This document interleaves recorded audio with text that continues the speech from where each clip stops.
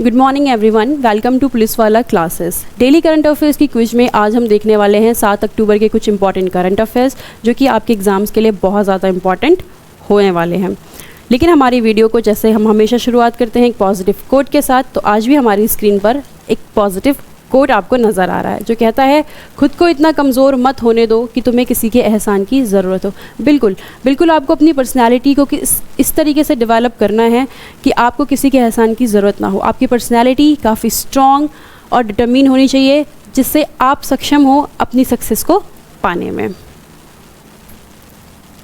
Next आप screen पे देख पा रहे हैं ये विश्व भर में होने वाली कुछ महत्वपूर्ण घटनाएं हैं जो कि आज के दिन यानी 7 अक्टूबर के दिन ही घटित हुई थी। हालांकि ये सारे बहुत ज़्यादा इंपॉर्टेंट नहीं है, बट इसमें से कुछ इंपॉर्टेंट इवेंट्स हैं जिसको मैं स्टार मार्क कर दूंगी और आप इनको फिर बाद में नोट डाउन कर सकते हैं।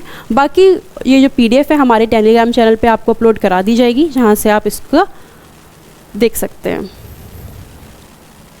एक इम्पॉर्टेंट पॉइंट है 1765 में स्टैम्प एक्ट कांग्रेस न्यूयॉर्क में आयोजित किया गया। 1840 में विलियम द्वितीय नीदरलैंड के राजा बने। 1886 में स्पेन ने क्यूबा से गुलामी को समाप्त कर दिया था। 1919 में KLM जो कि दुनिया की सबसे पुरानी एयरलाइन है और ये अभी भी इसी नाम से जानी जाती है, यानी KLM के नाम से ही जानी जाती है, इसकी स्थापना की गई थी। ये भारत में होने वाली कुछ महत्वपूर्ण घटनाएं जैसे 1978 में भारत के मशहूर तेज गेंदबाज जहीर खान का जन्म हुआ था। 1987 में सिख राष्ट्रवादियों ने भारत से खालिस्तान की स्वतंत्रता की घोषणा कर दी थी। बाकी अब टाइम है हमारी सीरीज़ को स्टार्ट करने का, जिसका पहला क्वेश्चन है हाल ही में भारत में किस राज्य में बुलेट ट्रेन परियोजना की पहली पर्वतीय सुरंग का कार्य पूरा हुआ है, यानी सुरंग में पर्वतों में सुरंग बनाई जा रही है जिसमें बुलेट ट्रेन को चलाया जाएगा और ऐसा करने वाला देश बना है गुजरात। आपकी जानकारी के लिए बता दूं कि पहली बुलेट ट्रेन की योजना कहां से कहां चलाई जाएगी। ये चलाई जाएगी मुंबई से अहमदाबाद तक। आप देख सकते हैं यहाँ पे भी है, अहमदाबाद से मुंबई तक ये चलाई जाएगी। ये सुरंग बडोदरा सूरत वापी सेक्शन के पैकेज C4 में आती है। इस सुरंग की कुल लंबाई है 350 मीटर। रेल मंत्री हैं अश्विनी वैष्णव जी और भारत के पहले रेल मंत्री कौन थे? वो थे जॉन मथाई। नेक्स्ट क्वेश्चन है 6 अक्टूबर 2023 को विश्व में कौन सा दिवस मनाया जा रहा है, या 6 अक्टूबर को विश्व में कौन सा दिवस मनाया जाता है? तो ये कौन सा दिवस है? विश्व सेरेब्रल पॉल्सी डे। विश्व सेरेब्रल पॉल्सी डे।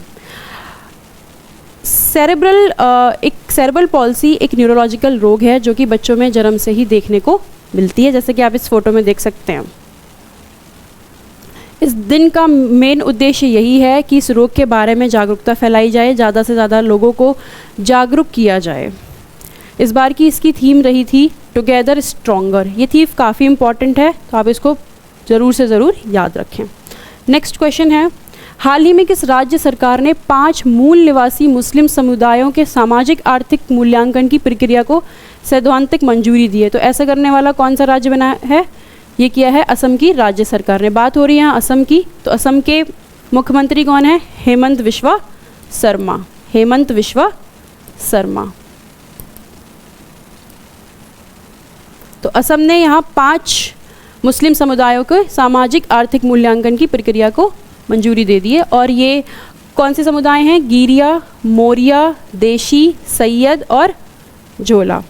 और मुख्यमंत्री हेमंत विश्वा शर्मा इनकी अध्यक्षता में ये बैठक हुई थी। इसको आयोजित किया गया था गुवाहाटी में और वहीं पर इसका फैसला लिया गया है। बाकी यहाँ पे कुछ रिलेटेड असम के इंपॉर्टेंट की इन फैक्ट्स फिगर उस पर हम एक नज़र डाल लेते हैं। बात हो गई असम के CM, हमने बात कर ली हेमंत विश्वा शर्मा है। राज्यपाल हैं श्री गुलाब चंद कटारिया। बिजली उत्सव कहाँ आयोजित किया गया? ये असम में आयोजित किया गया। बोडोलैंड अंतर्राष्ट्रीय ज्ञान महोत्सव, अरुणोदय 2.0 योजना, गमोचा, ये सबसे इम्पॉर्टेंट पॉइंट है। गमोचा यानी कि तौलिया, ये असम का एक ट्रेडिशनल तौलिया है जिसको GI टैग प्राप्त करवाया गया है। बाजरा मिशन की शुरुआत भी असम से हुई है। नेक्स्ट क्वेश्चन है प्रतिवर्ष राष्ट्रीय डॉल्फिन दिवस कब मनाया जाता है? यानी कि हर साल नेशनल डॉल्फिन डे 5 अक्टूबर को सेलिब्रेट किया जाता है। ये खासकर दिन इसलिए सेलिब्रेट किया जाता है ताकि जो भी जल में रहने वाले प्राणी हैं उनकी संरक्षा पर ध्यान दिया जा सके। तो इसका आंसर हो जाएगा 5 अक्टूबर। राष्ट्रीय डॉल्फिन दिवस राष्ट्रीय जलीय जीव के संरक्षण के बारे में जागरूकता फैलाने के लिए मनाया जाता है। डॉल्फिन नेपाल, भारत और बांग्लादेश के गंगा, ब्रह्मपुत्र, मेघना और कर्णफुली सांगू नदी प्रणालियों में निवास करती है।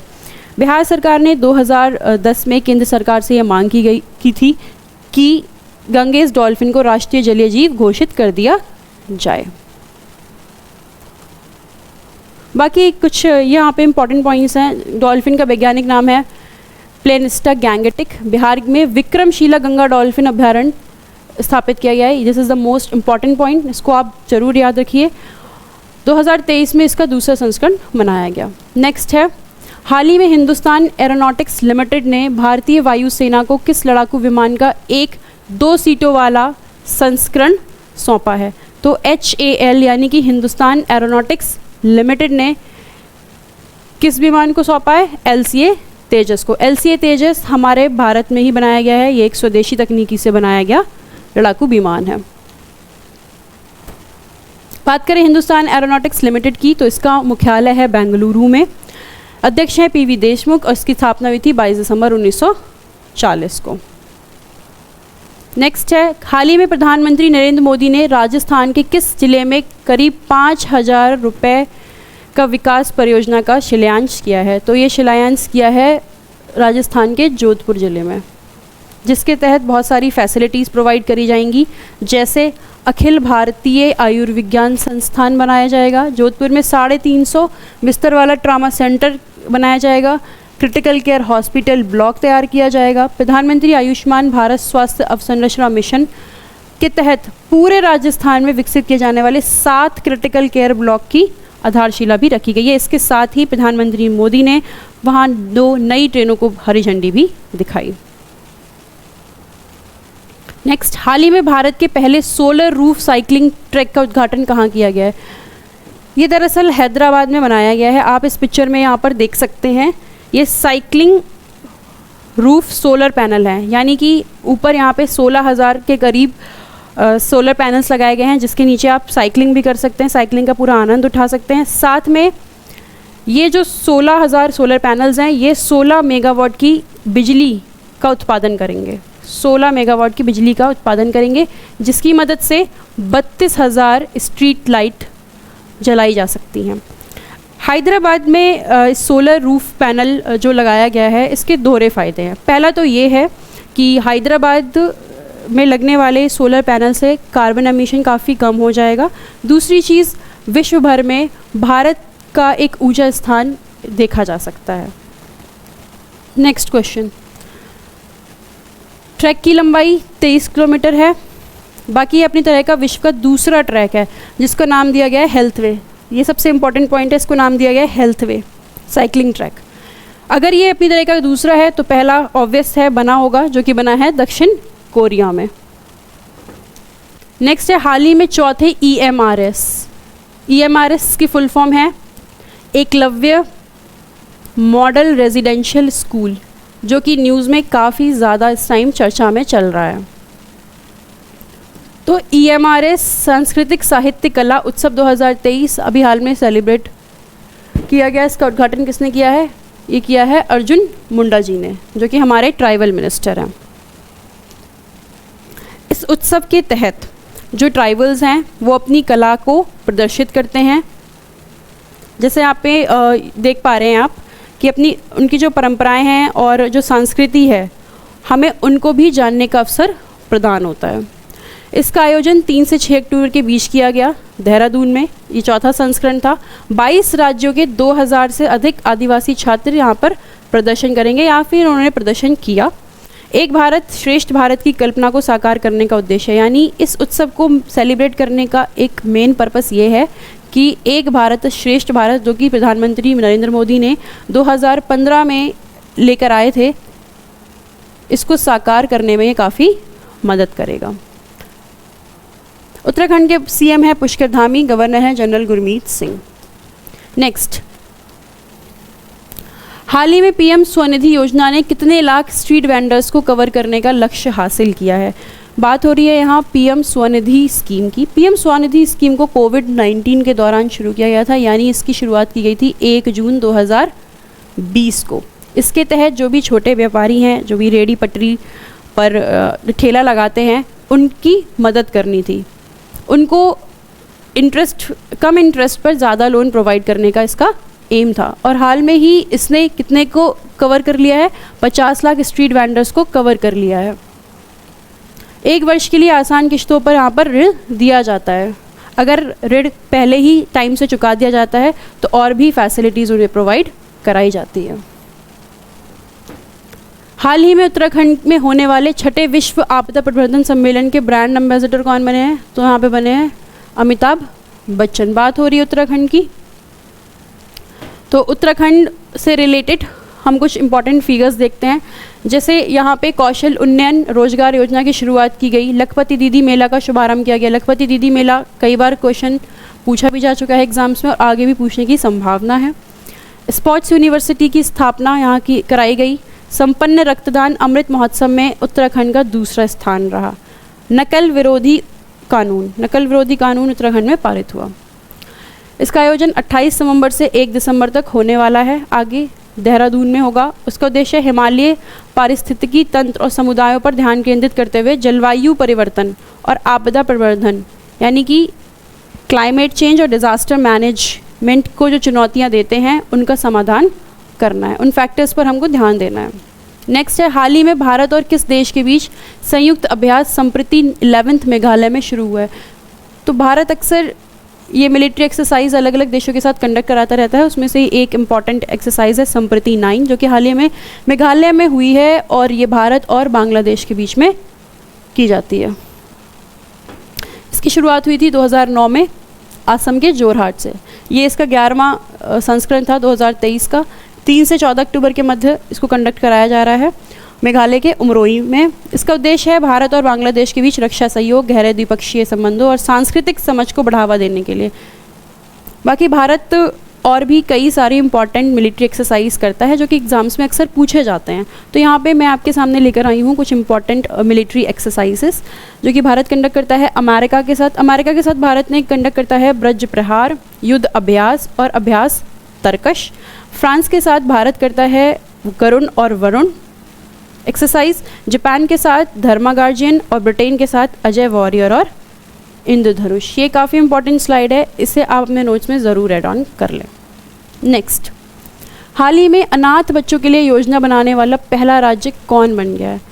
जैसे स्क्रीन पे आप देख पा रहे हैं कि मुख्यमंत्री सुख आश्रय योजना किसने शुरू करी है? ये हिमाचल प्रदेश सरकार ने शुरू करी है। उन बच्चों के लिए जो बच्चे अनाथ हैं उनकी मदद के लिए ये किया है हिमाचल प्रदेश की सरकार ने। इसका उद्देश्य है जो अनाथ बच्चे हैं उनको बेहतर जीवन प्रदान किया जा सके, उनकी मदद की जा सके और वो भी अपने जीवन में कुछ हासिल कर सकें। वर्ष 2023 यानी अभी हाल में इसको शुरू किया गया है। 101 करोड़ का बजट पारित किया गया है। हिमाचल प्रदेश के सीएम हैं सुखविंदर सिंह सुक्खू और गवर्नर हैं शिव प्रताप शुक्ला। बाकी राइट साइड में हम देख पा रहे हैं कि यहाँ हिमाचल के कुछ और भी इम्पॉर्टेंट की फैक्ट्स एंड फिगर्स हैं। जो भी योजना है या कोई भी पोर्टल लॉन्च किया गया है उसके बारे में जानकारी दी है। इसको एक बार जल्दी से नज़र डाल लेते हैं। सशक्त महिला ऋण योजना यहाँ से शुरुआत की गई। हिम डेटा पोर्टल लॉन्च किया गया। ग्रीन हाइड्रोजन योजना भी हिमाचल प्रदेश से शुरू करी गई। कांगड़ा चाय को जीआई टैग, ये सबसे इम्पॉर्टेंट पॉइंट है अभी तक का। कांगड़ा चाय को जीआई टैग इंडिया में मिला 2005 में और इस कांगड़ा चाय की मांग पूरे विश्व भर में है। बेटी है अनमोल योजना, वाटर स्पोर्ट्स सेंटर का उद्घाटन किया गया। और ये भी एक इम्पॉर्टेंट पॉइंट है, आप इसको नोट डाउन करिए कि हिमाचल प्रदेश ने एक लक्ष्य रखा है कि वो 2025 तक पहला हरित राज्य बनेगा। 2025 तक हिमाचल प्रदेश पहला हरित राज्य बनेगा। जो भी लक्ष्य हैं आप उनको काफ़ी जो भी लक्ष्य हैं वो काफ़ी ज़्यादा इम्पॉर्टेंट हैं, तो आपको उन पे हमेशा ध्यान देना चाहिए क्योंकि अक्सर वो एग्ज़ाम्स में पूछे जाते हैं। नेक्स्ट, देश का पहला सिल्क टेक पार्क किस ज़िले में बनाया गया है? तो सिल्क टेक पार्क कहाँ बनाया गया है? ये बनाया गया है मध्य प्रदेश के पंचमढ़ी में, जिसका उद्देश्य है मलबरी, ईरी, टसर, मूंगा और शहतूत का उत्पादन करना। सभी प्रकार के रेशम के पौधे उपलब्ध कराए जाएंगे। मुख्यमंत्री हैं यहाँ के शिवराज सिंह चौहान और राज्यपाल हैं मंगू भाई पटेल। ये इंपॉर्टेंट है, देश का ये पहला जैव विविधता अनुवांशिक सिल्क पार्क का शुभारंभ हुआ है। नेक्स्ट है दीपिका पल्लीकल और हरिंदर पाल सिंह संधू। यहाँ आप देख पा रहे हैं फ़ोटो है, ये हैं दीपिका पल्लीकल और ये हैं हरिंदर पाल सिंह संधू। इनकी जोड़ी ने हांगझोउ 2023 जो गेम्स चल रहे हैं चाइना में, उसमें किस खेल में स्वर्ण पदक जीता है? तो किस खेल में स्वर्ण पदक जीता है इस जोड़ी ने? स्क्वाश में जीता है। किस में? स्क्वाश में। मिश्रित युगल में ये भारत का पहला पदक है, इसलिए ज़्यादा इंपॉर्टेंट है। बाकी इन्होंने किसको हरा के, कौन सी टीम को हरा के जीता है इसको? मलेशिया की टीम को हरा के जीता है। नेक्स्ट हांगझाऊ 2023, इसकी हाल ही में हमने बात करी, ये गेम्स अभी चाइना में चल रहे हैं। भारत ने पुरुष कंपाउंड तीरंदाजी में किस देश को हराकर गोल्ड मेडल जीता है? तो किस देश को हरा के गोल्ड मेडल जीता गया है? ये जीता गया है आपका दक्षिण अफ्रीका को हरा के। ओजस देवतले, अभिषेक वर्मा और जावरकर प्रथमेश की टीम ने दक्षिण कोरिया को हराकर ये स्वर्ण पदक जीता है। नेक्स्ट है एशियन गेम्स 2023 पैदल चाल स्पर्धा में राम बाबू ने कौन सा पदक जीता है? तो जो एशियन गेम्स 2023 चल रहे हैं उसमें पैदल चाल के लिए राम बाबू ने इस पदक को जीता है। उन्होंने जीता है कांस्य पदक और उन्होंने किसके साथ जीता है? इनकी एक जोड़ी है जिसमें नाम है मंजू जी का, इनके साथ ये इसमें स्पर्धा में शामिल थी और ये पैदल चाल 35 किलोमीटर की थी। नेक्स्ट, तो ये हमारी सीरीज़ यहाँ एंड होती है, जिसको आज हम एंड करेंगे एक कोट के साथ जो कहता है हार तो वो सबक है जो आपको बेहतर होने का मौका देगी। बिल्कुल, हमें कभी हार से डरना नहीं है। हार जब भी आए तो आपको ये हमेशा याद रखना है कि हार के आगे ही जीत है। बाकी हमारी PDF आपको चैनल पर मिल जाएगी, हमारा टेलीग्राम चैनल है, उस पर जाके आप इस PDF को अवेल कर सकते हैं। Thank you.